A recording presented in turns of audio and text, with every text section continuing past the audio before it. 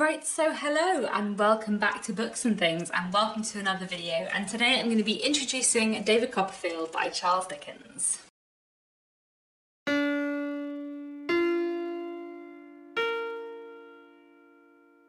So today I wanted to tell you a little bit about David Copperfield, which is the next book in our mega Dickens read-along.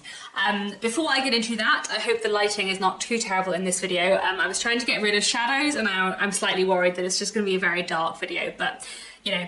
Anyway, today I'm mostly here to tell you about David Copperfield.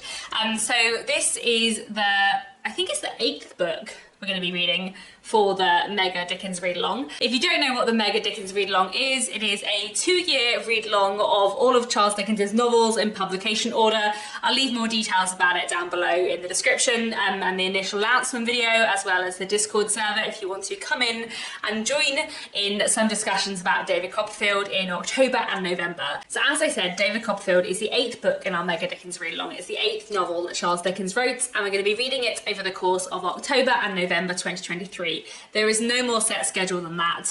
Start when you like, finish when you like, it's absolutely fine. Just read David Copperfield in October or November, or October and November, and we will talk about it over on the Discord server. Before I get into telling you what David Copperfield is about, I'll also just say that I'm sorry that my video on Dombey and Son and like my thoughts about Dombey and Son isn't up yet. It will be up soon. I'm just like gathering together all my thoughts, and I thought I would try and get this video up relatively near the beginning of October. So what is David Copperfield about? David Copperfield is about a young man called, David Copperfield, and it's about his life told from his own first-person perspective. We hear about his life literally from his birth until he's in his 20s, maybe 30s. And we see David Copperfield move through his life. We see him move through class a lot. We see him move through different jobs and different life stages. In the beginning of the book, his father dies before he's born, and he and his mother live a kind of happy life until a new person arrives in David Copperfield's life and disrupts everything and changes the course of his life dramatically. And then we follow on from there. We follow his school life, his working life, his career, his courtships, his love stories, and a lot more, and all of the people he meets along the way as well. I am very excited to reread David Copperfield.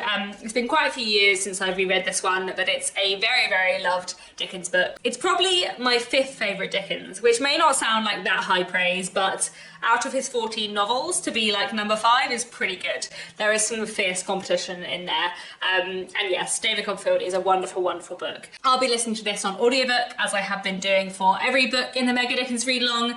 And the audiobook I'm going to be listening to is the one narrated by Richard Armitage, which is a fantastic audiobook. I have listened to it before a few years ago, and it's really, really good. So I highly recommend David Copperfield, and I definitely recommend that audiobook. So let me give you 10 reasons why you should read David Copperfield by Charles Dickens.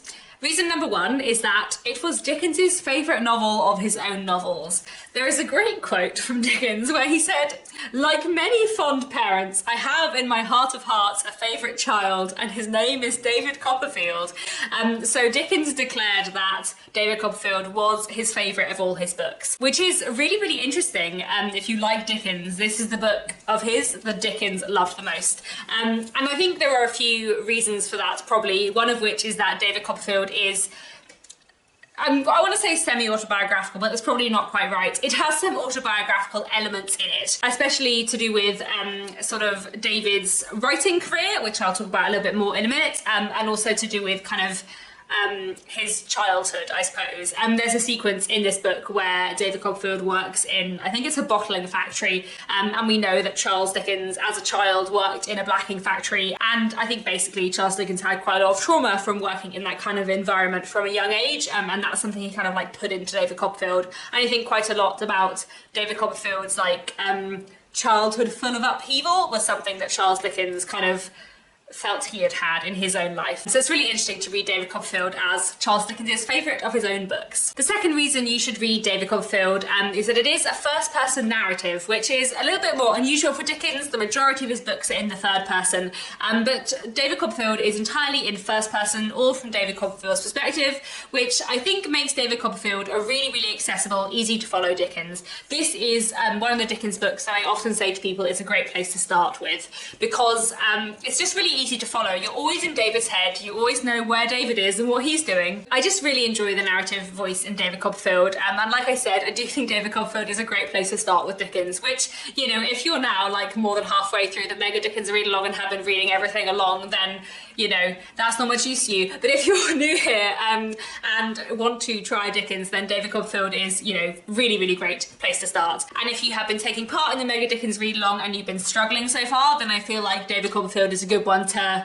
test and see. If you don't get on with David Copperfield, maybe Dickens just isn't for you, and that is completely fine. The third reason to read David Copperfield is that it is a fantastic buildings romance. It is just a great coming-of-age story, and I really like the way David Copperfield as a book looks at growing up, and also how we get like such a great description of what it's like to be a child in many ways, and also such a great look at like lots of different life stages that David goes through. Like, I just find the buildings romance elements of David Copperfield wonderful. The fourth reason to read David Copperfield is that David Copperfield is a book which is full of a love of books and writing.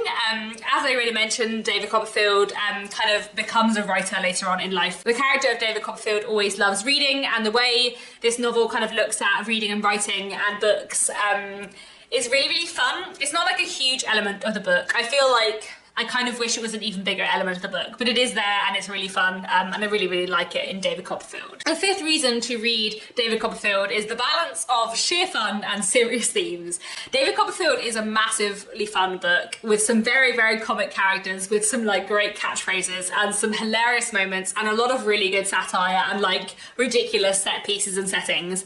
But it's also got a lot of darker and more serious themes and moments. Basically, I feel like from Dombey and Son onwards, Dickens is great at getting the balance of light and shade just perfect, and yeah, David Copperfield is another example of that. Another reason to read David Copperfield is that it has a really great episodic but also knitted together plot. How do I even really explain what I mean?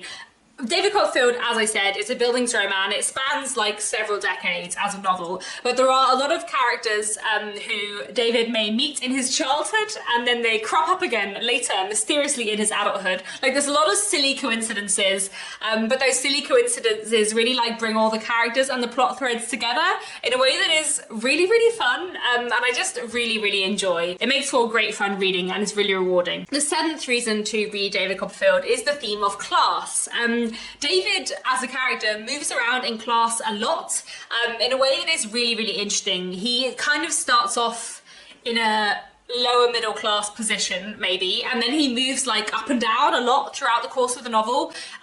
Obviously, if you're taking part in Victober at the moment, then Roz's challenge to read a book where class features strongly, David Copperfield is like a perfect fit for that, and in fact for Petra's challenge of reading a book in the first person too.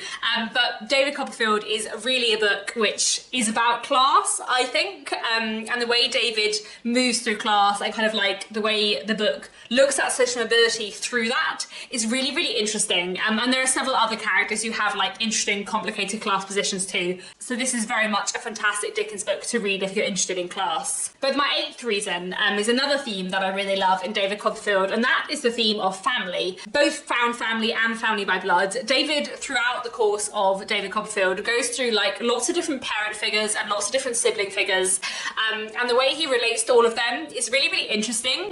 That's something that I really like in David Copperfield. I just find all the relationships with his like pseudo parents and siblings, especially with his pseudo parents, kind of throughout the book really interesting, both the kind of positive and negative parent figures that David Copperfield goes through, I suppose. It's just all really interesting. That's another theme I love in this book a lot. And then my ninth reason to read David Copperfield is for all the wonderful characters. There are so many wonderful characters in David Copperfield. David Copperfield himself is okay, but like, he's not the star of the show. Let's be honest. There are so many other wonderful characters who he meets, and part of the point of David Copperfield is kind of like that he's the more ordinary person meeting all of these extraordinary people around him. Betsy Trotwood is just like amazing. Mr. Micawber, Mr. Dick, Peggotty, Barkus, Uriah Heep. There's just so many fantastic creations in David Copperfield, and I love it a lot for that.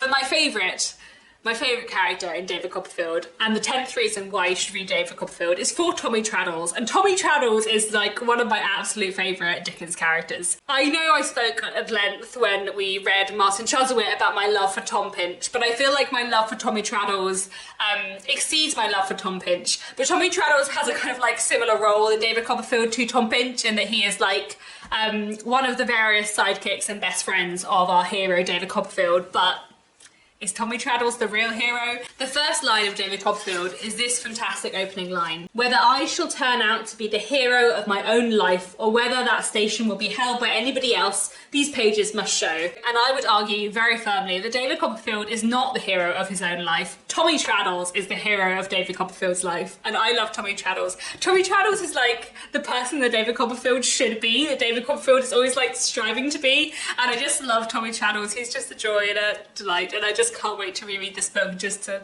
encounter Tommy again. That is all I wanted to say about David Copperfield. Please do let me know down in the comments, are you joining in with the Dickens Readalong this month?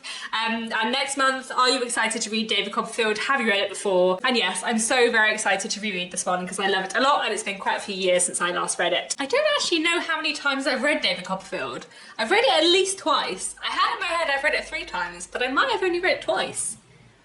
In which case I'm even more excited to reread David Copperfield because, you know, it's wonderful. Anyway, that's all for now. Thank you so much for watching, and I'll be back very soon with another bookish video.